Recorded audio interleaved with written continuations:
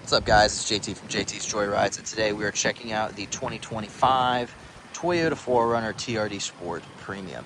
Toyota's made a lot of changes to their cars, whether they're completely redesigning them, new models, new trims, a lot of stuff's going on. So today we're going to figure out, is it worth it to get this one? Did they do too much change, not enough change, or just enough to make this storied SUV still a family buy, an off-road buy, and more importantly, the 4Runner that you've grown accustomed to over the last few years. So, no secret that Toyota's done a lot with this car. New drivetrain, new features, new trims. It's a lot. But will we be able to figure out, is this worth it long term?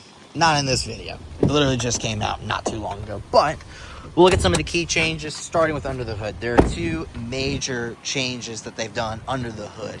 Obviously, we know they have done away with the 4.0 V6, and in its place, a new era. We're looking at a 2.4 turbocharged 4-cylinder, making pretty decent power, more than the outgoing V6. You still have easy access to your battery, not a whole lot of plastic covering it. And one thing that is different, you no longer have the hood props that are automatic where it holds it up for you. You either got to get creative with your hands or use this prop right here to kind of hold it upright. So those are some of the major changes under the hood, beyond the fact that it's no longer the V6. You'll see a lot of design cues that kind of come from Tacoma into this model. The headlights, the fuel mileage skirt underneath, a lot of the design language from Tacoma definitely makes itself known in this model. You'll notice as well, wheels for the TRD Sport Premium, definitely a nice finish, nice fixed running boards with this new 4Runner writing inside of it. And some of the other changes to the car don't just stop with what's under the hood. We actually have to look inside the car to see some of these changes. We still have the power sliding glass, but what's new is a power trunk. Speaking of the trunk area, once you have it open, whether you pressed a button, kicked your foot, screamed, yelled, you have it now. You have better storage under here. So it's a little bit more recessed. So once you get it over this lip, you have a little bit better storage here. But your second row management, you actually have a different way of managing the storage once you take the second seat up to be able to kind of see what you're working with. So before, you would have a different way of using the storage beyond the cargo area. You would take this part of the seat, it comes up, this part here would come down flat, giving you a nice flat area. Now, you lift this handle up and it tumbles forward, giving you still a flat area, but with the seat up and folded like this, you now have about a 5-inch gap that you're working with between the ground level of over here versus over here. The seat can obviously be reclined a little bit, so you lift this little lever here, press back, and you can recline your seat back. You still have a nice center console storage here.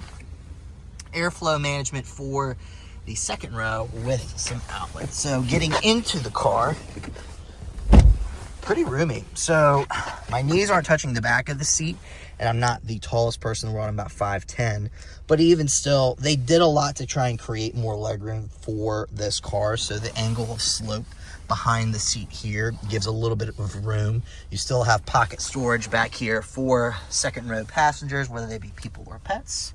You have cup holders built into the door, which I think are a nice little added feature.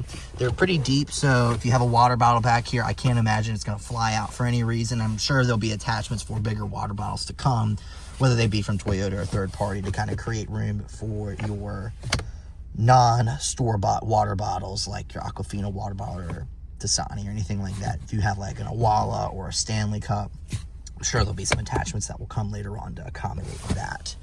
Of course, you have this nice little JBL pocket speaker that comes with the TRD Sport Premium and most of your premium lines, whether you look at the Sport Premium, Off-Road Premium, Limited, Platinum, Trail Hunter, and Pro Series. So you will definitely have a nice quality of ride for music if that's important to you. Great visibility all the way around for the second row. I got my oh crap bar right here, and it's fairly solid. Getting out of the car, pretty easy to get in and out of. But the biggest change starts right here. So we have, for the first time, programmable seats for not just the seat, but also this power steering wheel. So you've had programmable seats before, but being able to program your steering wheel adjustments with it is very, very helpful if you have multiple drivers or just an exit and entry strategy for an individual. This is a really nice way to accommodate that. We also pick up, of course, the power trunk button that you can press from here. You can also do it from the key fob as well. You have your automatic headlights, your cargo light, and a little hidden light right over here. This pops right out, and this could be like a roadside emergency flasher light. If you're camping around and want to have a quick little handheld flashlight, you have that right there, and it clicks right back in here. A nice little Easter egg of sorts. Then you get inside, you're greeted by that really familiar 14-inch multimedia display here, and this very, very driver-centered infotainment system here. A lot of this is customizable. You can actually program this and these subsequent screens here to change to show you different information that's pertinent.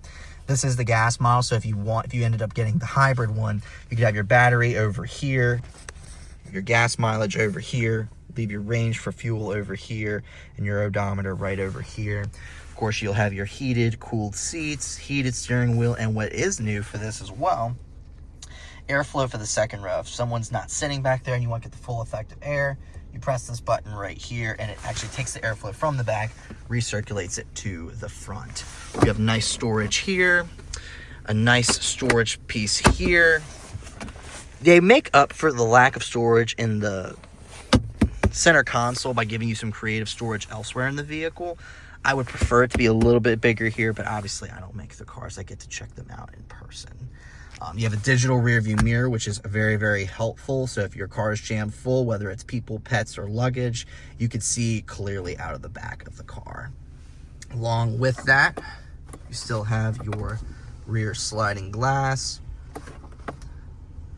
Along with the sliding glass, of course, you can access everything as well, all from right up here.